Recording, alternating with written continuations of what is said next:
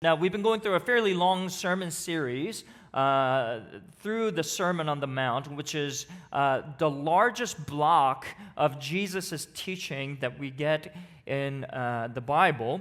And much of it is oriented around what does a Christian life look like? And if you're to go through all of Jesus' teaching, what's striking is how often Jesus talks about money. And so I promise you, I'm not talking about money today just because we just talked about the building campaign, okay? But it's because money has a lot to say about what we prioritize, what we value. It's often an indicator of where insecurities lie and what we desire most in life. In other words, money has a lot to teach us. And that's why Jesus so often talks about money. And so today, I want to take a look at three things that money shows us that we see from this text. First, we see what your money shows. And secondly, what your money hides, or what your heart hides. And lastly, we'll take a look at what your master does. What your money shows, what your heart hides, and what your master does. And so first, let's take a look at what your money shows. I want to read for you verse 19 to 21 again. It says, "Do not lay up for yourselves treasures on earth, where moth and rust destroy and where thieves break in and steal, but instead lay up for yourselves treasures in heaven, where neither moth nor rust destroys, and where thieves do not break in and steal. For where your treasure is, there your heart will be also." Now, in short, this is what Jesus is saying. There are two places where you can store your treasure. You can store your treasure here on earth, or you can store your treasure in heaven. Here's what you need to know by way of background. Back in Jesus' day, your assets weren't currency stored up in a bank.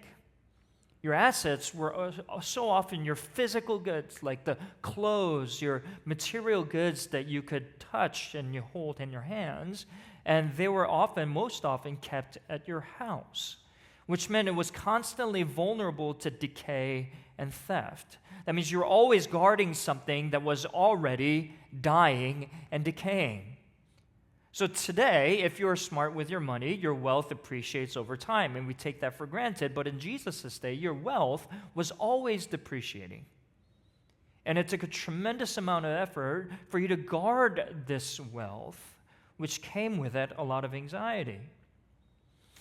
And so here, Jesus is talking about your spending habits. Are you spending things that will depreciate in value over time and will let you down? Or are you spending your money on things that will last? But here's the thing. Jesus, yes, he is talking about your spending habits, but he takes it deeper, one layer down, because verse 21, he says, "For where your treasure is, there your heart will be also." Here's what Jesus is saying. Your money and where it goes shows your heart. He's saying, if your heart is set on the things of this earth, it's going to be fragile. And that means your life is going to be fragile as well. What is your heart set on? And where does your money flow most naturally? For many of us, we spend money to stack up security for ourselves. We want a secure future where you don't have to rely on anybody else. That's what we are spending it on. That's what our heart is set on. Others of us, accumulating money is a form of redemption. Maybe you didn't grow up with a lot of money. And so just seeing those zeros, right? Seeing all that number accumulating in your bank statement is a sign of your redemption. Right? This is a sign of success for me. Others of us, and I want to spend a little bit of time on this, for those of us that are parents, our money flows most naturally to our children. Whatever it is that our children need, we will not spare a dollar for them, because our hearts are set on them. Right? We want to provide for them. We want them to live a better life than we did. We want to provide opportunities for them that perhaps we ourselves do not have. We want the best for them. We want them to send them to schools where they can thrive and flourish instead of wither away. And let me tell you, all of that is a good thing. It's a great impulse. Of course you want to do that as a parent. But here's the thing that happens. If you set your heart on your child, if you don't give a second thought before money just naturally flows to your child without asking a second question, if your heart is set on your child, there's something that happens to both you and your child. And it's not good. Here's the reason why. Your child, as precious as they may be, was never created to bear the weight of your heart. Your child is fragile. Your child is going to disappoint you. Your child will fail to meet your expectations for them. And they're always not going to be protected within the safe confines of what you can provide for them, which means you're always going to be anxious about how well they're doing. And for many of us, so often the answer is we'll just pour more money into them. And here's what happens. Study after study over years of research shows that a parent's anxiety and a child's anxiety feed one another. If we set our heart on our child, we're always going to be anxious. And the more anxious we are, the more anxious our children will get. And the more anxious we get, we try to tighten our grip on the circumstances surrounding our child to protect them. But ironically, again, study after study shows that the more we do that, the more anxious our children become. And the more anxious they become, the more anxious we become. And the more anxious we become, the tighter we grip. Do you see this deadly cycle, this feedback loop? But here's the thing. No parent ever intends to create anxiety in their children. That's not our intent. And so here's what I want to tell you. This is not, if you're experiencing any form of this, and I'm guessing many of you are, as I am, if you're experiencing any of this, I want you to know that this is not a parenting problem. The Bible says this is not a parenting problem. It's a worship problem. Where's your heart set? See, friends, nothing on earth was created to bear the weight of your heart, because the things on earth are too fragile. And you set your heart on something that is fragile, you're always going to be anxious. You're always going to be looking around, finding it necessary for you to put your time, talent, and treasure in guarding over that thing that is eventually always going to let you down. Where does money flow most effortlessly for you? Jesus is crystal clear in his teaching. How you spend your money shows you something about your heart. Now, here's the thing. This sounds simple enough. And so you may say, okay, you're telling me I need to go back and I need to see where my money goes, and I'll have a clear sense of where my heart is, whether my heart is set on something that is going to be lasting and good, or if it's going to be something that is fragile, that is going to let me down. And okay, I can take this lesson away. And I would say, well, you need to hold on for a second there, because not quite, because here's the thing. I did that exercise myself. And I tell you, I didn't really learn a whole lot about my heart. Here's why. We spend without thinking much. I heard one pastor put it this way. With almost every other sin, it's pretty easy to catch, right? If you're committing lust, you know you're committing lust.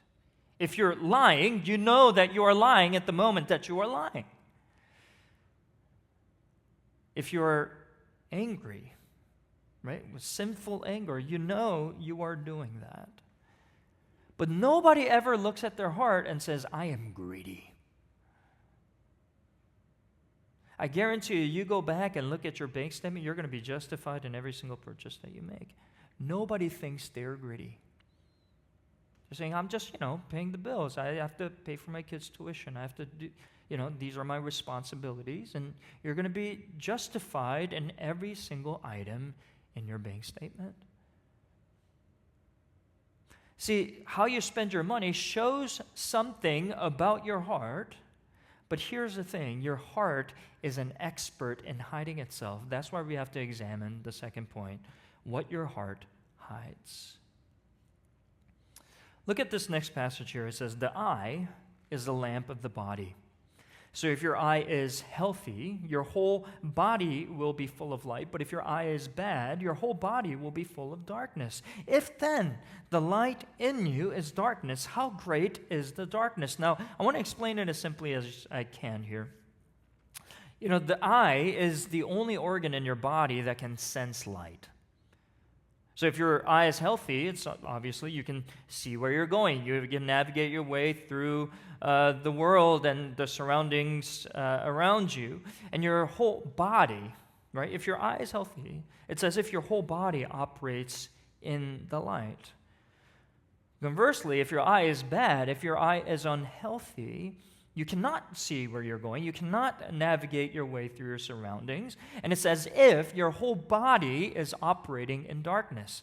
That's all it takes, your eye. But here's a stinger. And here's the point that Jesus is driving home. He says, if then the light in you is actually darkness, how great is that darkness? See, this is the reason why, no matter how hard we look at our bank statement, we would so easily justify every single one of our purchases and never think twice. That's why none of us will ever admit to the fact that we are greedy people, that we are materialistic people. We don't have any problem pointing that out in others, but we would never do it ourselves. That's why we take on jobs that pay better without thinking about its meaning and purpose, just kind of justifying, okay, I don't want to think too much about that. And never think twice. Why? Because it is entirely possible for you to look at your spending habits and see nothing but light, when that light is actually darkness. Jeremiah chapter 17, verse 9, it says, the heart is deceitful above all things and desperately sick. Who can understand it? Friends, do you know that your heart is a maze? You try and figure it out, you'll just walk away frustrated. Because your heart has developed over time these defense mechanisms against honest introspection. That's why we're so quick to point out the sins in others, yet are such experts at hiding our own. David Foster Wallace, who was a renowned and celebrated novelist, gave a commencement speech at Kenyon College some years ago. And he said this, and it was with brutal honesty. Here's what he says. Everything, and this, by the way, is coming from a professed, non-Christian.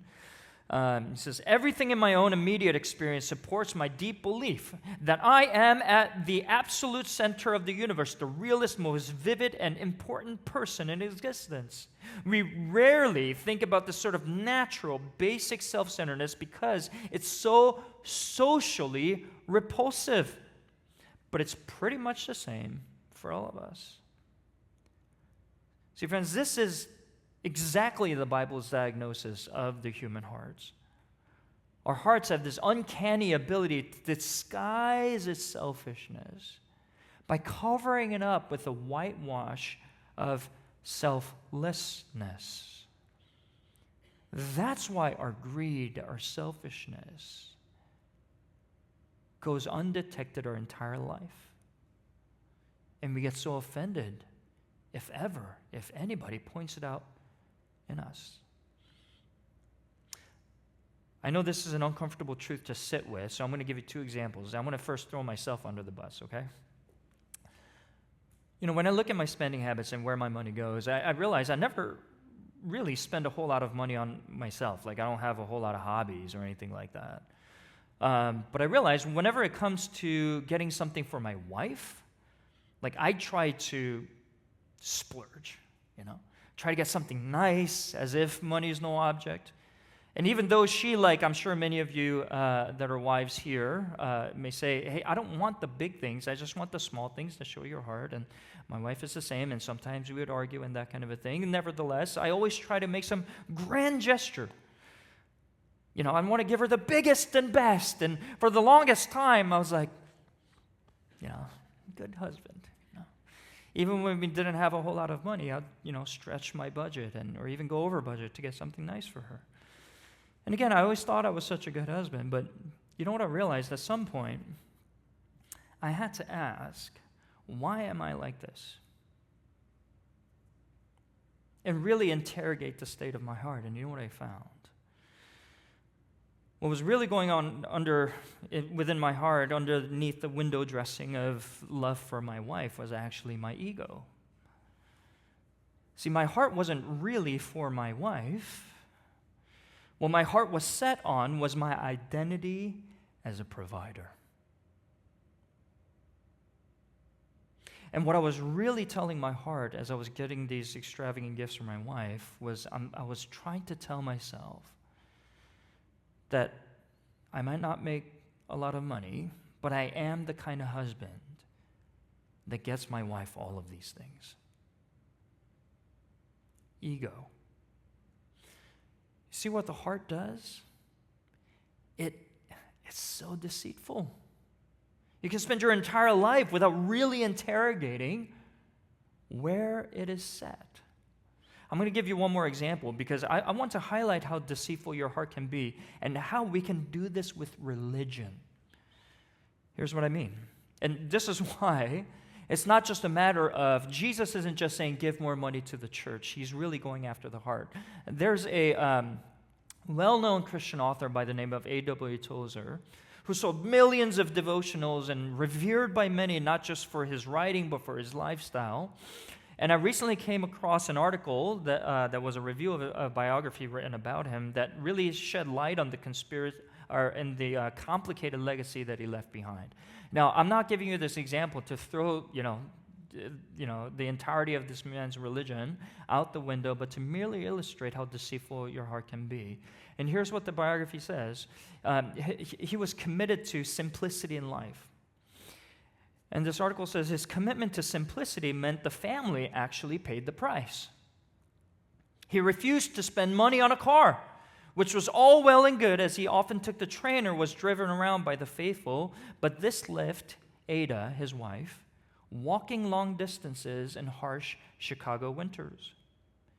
She would show up to church shivering and then face the long walk home or the equally exhausting navigation of public transportation at the time.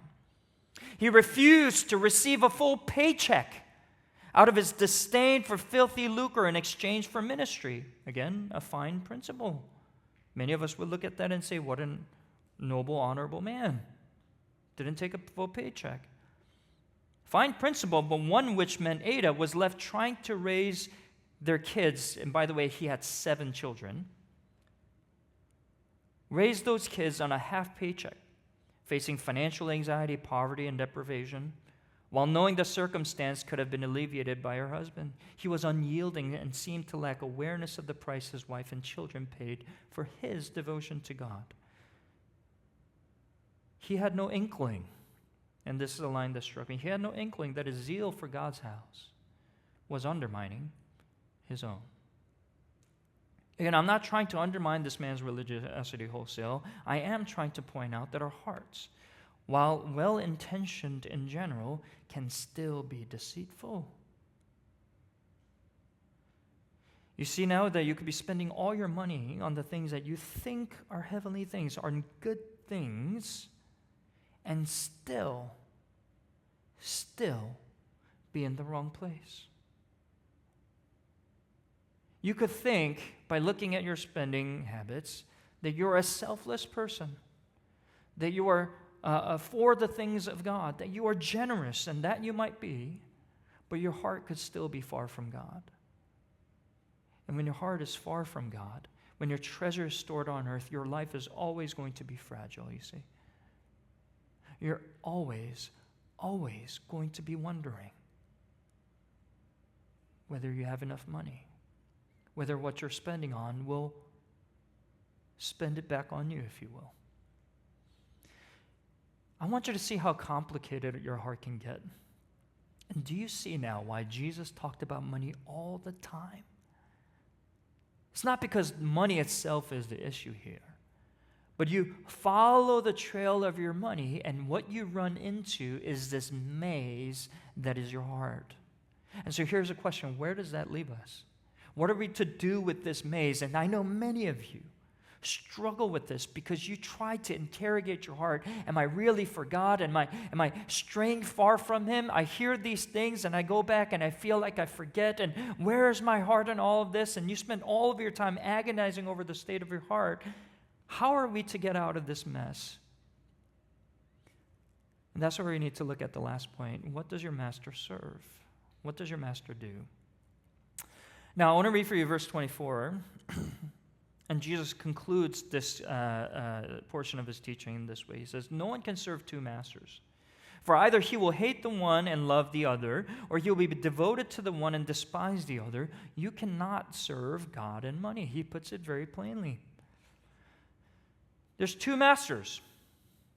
And he puts it very strongly in his language. But he says, you either love one and hate the other, you're devoted to one and despise the other. There's a stark contrast that Jesus is making here, and which means when it comes to your money, here's what Jesus is saying. You don't manage money. You don't manage it. When it comes to how your heart operates in this, you don't manage money. Your heart either serves money or it serves you.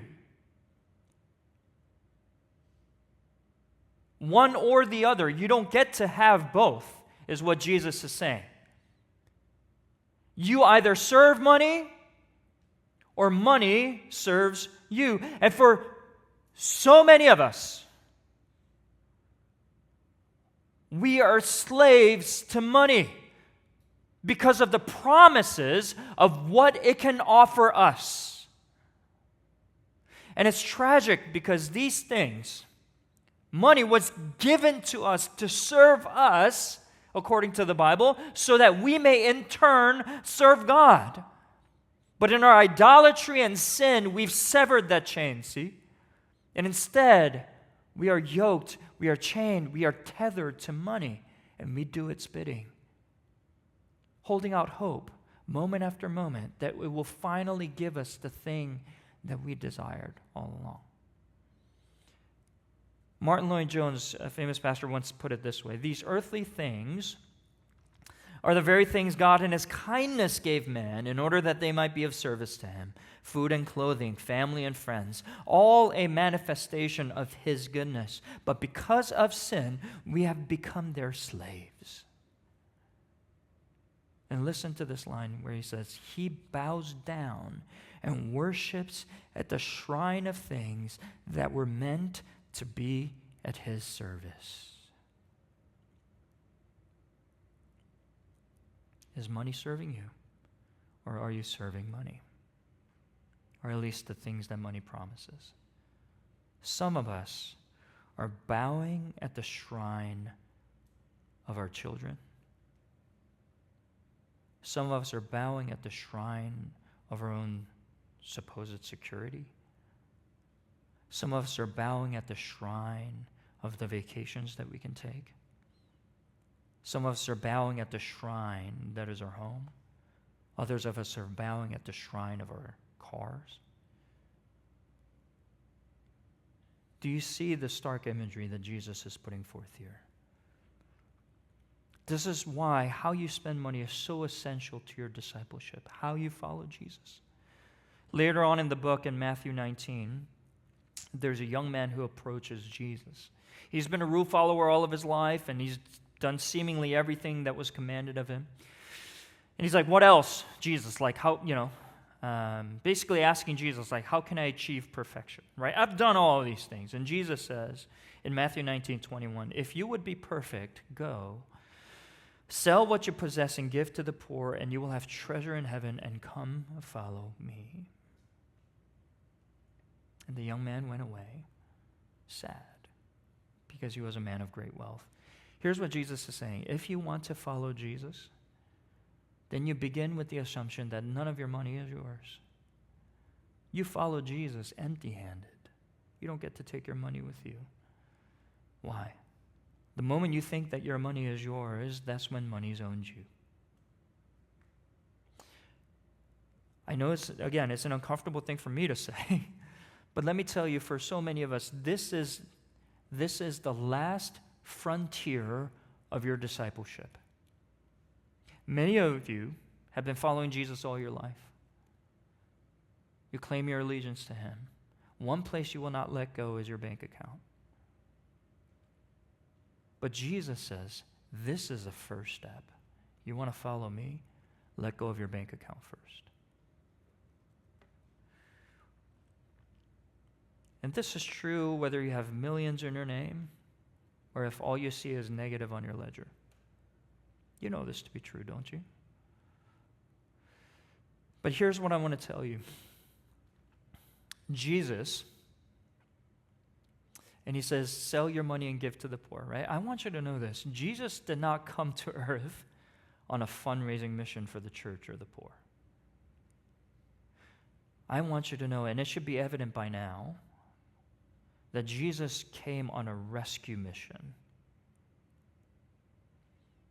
Because he wants to rescue you from the death grip that money has on you. Over the idols of your life that you funnel your money into. He came here on a rescue mission. And here's the length to which he went to rescue you. Philippians chapter 2, verse 5 to 8 says this. It says, have this mind among yourself, which is yours in Christ Jesus, who, though he was in the form of God, did not count equality with God a thing to be grasped, but emptied himself by taking the form of a servant, being born in the likeness of men. And being found in human form, he humbled himself by becoming obedient to the point of death, even death on a cross. He took on the form of a servant. Friend, you and I, we serve money, but let me tell you, money is a terrible God. Always will demand more. Listen, I know so many of you that are super wealthy, and I know you feel poor. Because there's always somebody in your neighborhood that has a bigger house, that has a larger bank account. I don't think anybody here feels rich. Money always demands more of you. And it will never serve you, but only Jesus Christ demands your service, not just because he is worthy of it, but because he has given himself to you in service first. Text tells us he was emptied of his glory, he was emptied of his riches. Do you know that Jesus Christ was born in a manger and he died in poverty, stripped naked on the cross without a penny to his name? All that to say, you already have me. Now would you give yourself to me in return in love? Jesus is saying the treasure that doesn't decay is the one who, though he was the Lord of all, chose to instead serve you. Friends, I want you to know this. Your heart and mine, tangled mess. So you can go back and say, I'm going to serve Jesus with my money. And you can write down all, and those are all well and good. I understand you, but that is not the thing that is going to fix the brokenness of your heart. The thing that's going to fix the brokenness of the tangled heart that you have is when you say, I'm going to stop trying to fix myself. Rather, I'm just going to give it to Jesus. That's why the Bible always talks about not a fixed heart, but a new heart. And how do you receive this new heart? You let Jesus serve you first. Because that's what he's done. That's when your heart begins to change. So many of you are wrestling too hard. Stop trying to figure it out. Jesus came to fix you. So you have an unhealthy relationship with money. There's idols that you are refusing to even think about right this moment. Stop trying so hard. Would you let Jesus serve you? Would you give your heart to him? And let me just close with this word of encouragement. Philippians chapter 4, 19 to 20. The Jesus who came to serve you on the cross will continue to serve you. I want you to have this conviction as you go from here. Philippians 4, 19 to 20 says, and my God will supply every need of yours according to his riches in glory in Christ Jesus. To our God and Father be glory forever and ever. Friends, many of you are worried about too many things. You know that no amount of money can fix that. You're anxious about many things. Friends, would you let Jesus serve you? Would this be your conviction that he will supply every need of yours according to his riches? He doesn't take care of your needs according to his poverty. It's according to his riches in glory. Friends, you are slumming around trying to make as much money as possible to provide for those that you are responsible for, when God is saying, I have the glories of heaven waiting to pour down on you if you would let me serve you. Friends, would you turn your heart to this Jesus? Would you lay your burdens down? Cast yourself, your heart, your wallet, your bank account down at Jesus' feet and follow him penniless, knowing that he will care for you in ways that you could never care for yourself.